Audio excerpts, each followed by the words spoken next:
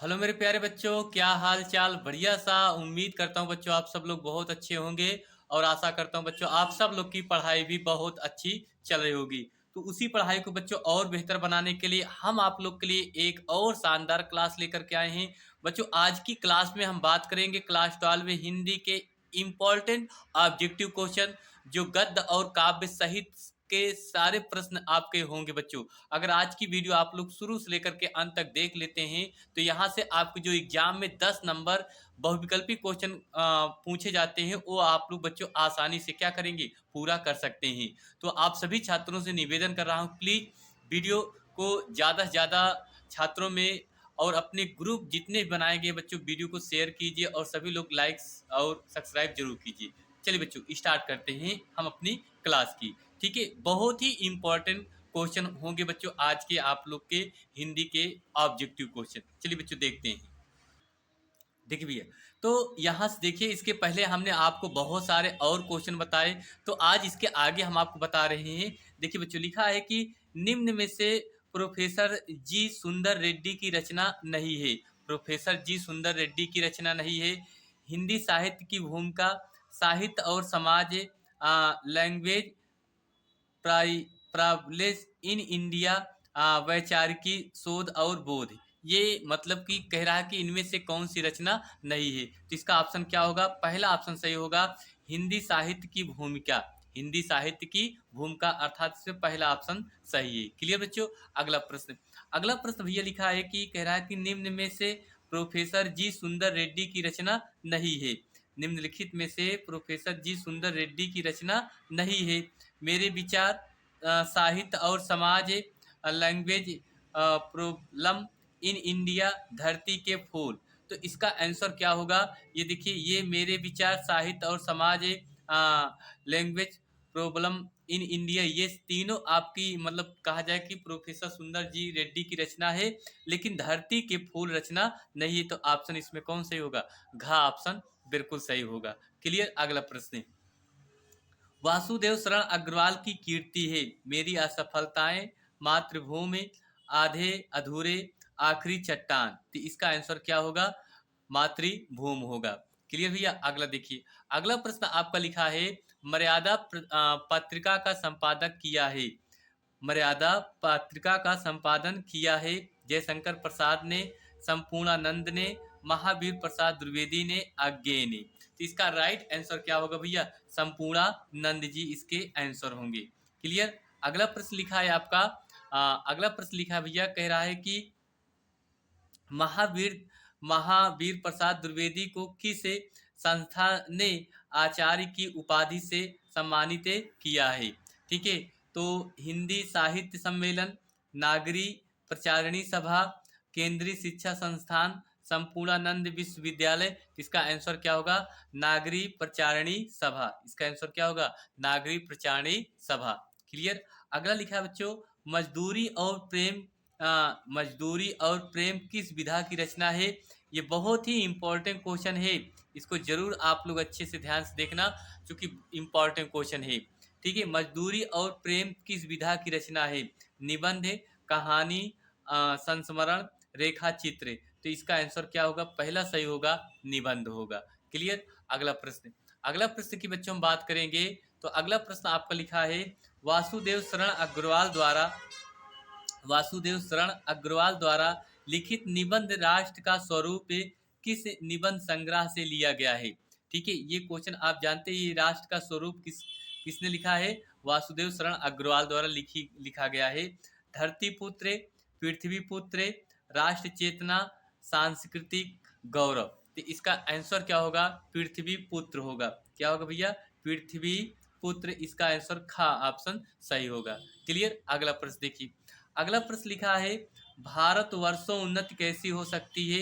भारतवर्षों उन्नत कैसी हो सकती है, भारतेंदु हरिश्चंद्र द्वारा लिखा गया।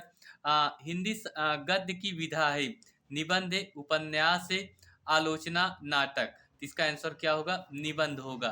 ठीक है, भारतेंदु हरिश्चंद्र द्वारा। अगला प्रश्न, निम्नलिखित में से हजारी प्रसाद द्विवेदी की रचना है। निम्नलिखित में से हजारी प्रसाद द्विवेदी की रचना है, कल्प वृक्ष, पूर्वोदय, कल्पता, और अंत में। ठीक है, तो कल्पता इसका आंसर होगा भैया आपका कौन सा, गा नंबर आपका क्लियर आंसर होगा। ठीक है, अगला प्रश्न। तो अगला प्रश्न लिखा है, आपसे कह रहा है कि राजा भोज का सपना के रचनाकार हैं। राजा भोज सपना के रचनाकार हैं किशोरी लाल गोस्वामी, शिव प्रसाद सितोरे सितारे हिंद, इंसा अल्लाह खा, रामचंद्र शुक्ल।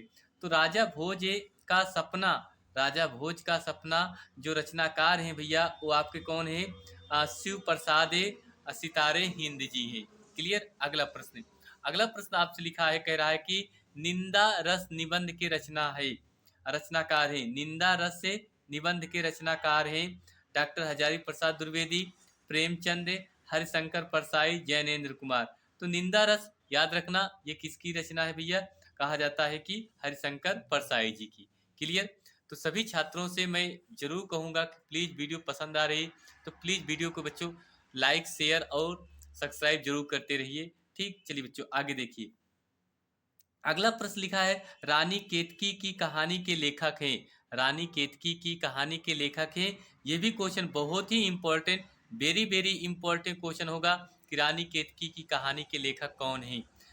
मुंशी प्रेमचंद, सदल मिश्र, इंसा अल्लाह खा, मुंशी सदा सुख लाल जी। तो इसका आंसर क्या होगा, इंसा अल्लाह खा। तो इसका ऑप्शन कौन सही होगा, गा नंबर सही होगा। गेहूं और गुलाब के लेखक है, ये भी बहुत ही इंपॉर्टेंट क्वेश्चन है बच्चों। गेहूं और गुलाब के लेखक कौन है, ये बहुत पूछा गया क्वेश्चन, तो इसको जरूर अंडरलाइन करके जाना कि गेहूं और गुलाब के लेखक हैं डॉक्टर श्याम सुंदर दास है, राहुल संस्कृत्यन, राम वृक्ष बेनीपुरी और वृंदावन लाल वर्मा। तो इसका आंसर क्या होगा, राम वृक्ष बेनीपुरी जी होंगे। राम वृक्ष बेनीपुरी गेहूं और गुलाब के क्या है भैया, लेखक हैं। क्लियर। अगला प्रश्न, अगला प्रश्न लिखा है कि आरोहणा प्रमुख स्वामी जी के साथ मेरा आध्यात्मिक सफर सफर की के रचनाकार जी हैं। Rahul संस्कृत्यन, doctor APJ Abdul Kalam, फाणेश्वर Nath Renu, Bharatendu Harichand. इसका आंसर क्या होगा, डॉक्टर एपीजे अब्दुल कलाम। अगला प्रश्न, भारतेंदु युग में किस पत्रिका का प्रकाशन हुआ। भारतेंदु युग में किस पत्रिका का प्रकाशन हुआ। तो ऑप्शन है आनंद कदाम्बनी, हंस, धर्मयुग, दिनमान। तो इसका आंसर क्या होगा भैया, आनंद कदाम्बनी होगा। आनंद क्या होगा, कदाम्बनी। अगला प्रश्न, हिंदी एकांकी के जनक माने जाते हैं। ये भी क्वेश्चन बहुत पूछा जाता है, इसको जरूर इंपॉर्टेंट करके जाना भैया, ये आपके पेपर में क्वेश्चन आएगा। ठीक है, देखिए हिंदी एकांकी के जनक माने जाते हैं जगदीश चंद्र माथुर, उदय शंकर भट्ट, राम कुमार वर्मा, विष्णु प्रभाकर जी। ठीक है, तो इसका आंसर क्या होगा, राम कुमार वर्मा होंगे।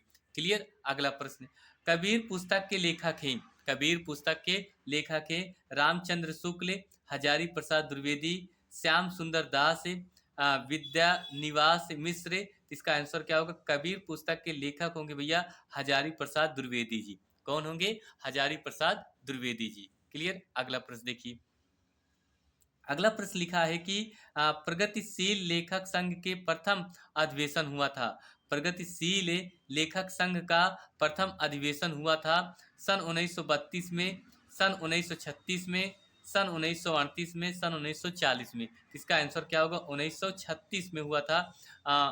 गतिशील लेखक संघ के प्रथम अधिवेशन हुआ था। अगला प्रश्न, अगला प्रश्न भैया आपको कह रहा है कि भारत की एकता के रचनाकार हैं। भारत की एकता के रचनाकार हैं डॉक्टर एपीजे अब्दुल कलाम, फाणेश्वर नाथ रेणु, रामधारी सिंह दिनकर, वासुदेव शरण अग्रवाल। तो याद रखना कि भारत की एकता के जो रचनाकार हैं वासुदेव शरण अग्रवाल जी हैं। कौन है भैया, वासुदेव शरण अग्रवाल जी। अगला, अतीत के चलचित्र किस विधा की रचना है। अतीत के चलचित्र किस विधा की रचना है, जीवनी, रेखा चित्र, निबंध, कहानी। इसका आंसर क्या होगा, रेखा चित्र होगा। क्या होगा भैया, रेखा चित्र। क्लियर। अगला प्रश्न देखिए, अगला प्रश्न लिखा है की खड़ी बोली की प्रथम गद्य रचना किसे माना जाता है। ठीक है, यह आपसे अथवा पूछ लेगा कि आचार्य रामचंद्र शुक्ल ने हिंदी गद्य की प्रथम पुस्तक माना जाता है। चंद्र छंद्र वर्णन की महिमा, कामायनी, प्रिय प्रवास, रामचरित मानस। ठीक है, तो इसका आंसर क्या होगा? पहला सही होगा कि अ, खड़ी बोली की प्रथम गद्य किसे माना जाता है? तो चंद्र छंद वर्णन की महिमा का। ठीक है भैया, अगला प्रश्न है आपसे, भारतेंदु युग के लेखक हैं। भारतेंदु युग के लेखक हैं, ये भी क्वेश्चन बहुत पूछा गया है, इसको भी आप इंपॉर्टेंट कर लेना कि भारतेंदु युग के लेखक माने जाते हैं कौन? महादेवी वर्मा, राम वृक्ष बेनीपुरी, सम सरदार पूर्ण सिंह, बालकृष्ण भट्ट। तो इसका आंसर क्या होगा? बालकृष्ण भट्ट जी इसका आंसर होंगे, भारतेंदु युग के लेखक है। ठीक है, तो भैया इस तरह से आज हमने आपको ये सारे इंपॉर्टेंट क्वेश्चन बताए। तो आप सभी से निवेदन कर रहा हूँ, प्लीज वीडियो को आप लोग 1 से 2 बार देख लेना। आप एग्जाम में यही सारे क्वेश्चन आपके बनाए जाएंगे। तो उम्मीद करता हूँ आप लोग को ये वीडियो जरूर पसंद आई होगी। तो वीडियो पसंद आई तो बच्चों प्लीज वीडियो को लाइक शेयर और सब्सक्राइब जरूर कीजिए।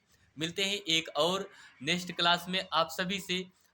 तो तैयारी बेहतर करिए बच्चों, बस यही आप लोग से उम्मीद करता हूँ कि आपकी बार आप लोग अच्छे नंबर से जरूर पास होंगे। ठीक है भैया, चलिए तो जाते जाते आप सभी छात्रों से निवेदन कर रहा हूँ, प्लीज वीडियो को सभी छात्र लाइक नहीं किए तो लाइक कर दीजिए, सब्सक्राइब नहीं किए सब्सक्राइब कर दीजिए और एक प्यारा सा कमेंट जरूर लिखिए। तो मिलते हैं बच्चों एक और नेक्स्ट क्लास में। थैंक यू आप सभी छात्रों को बहुत बहुत दिल से धन्यवाद।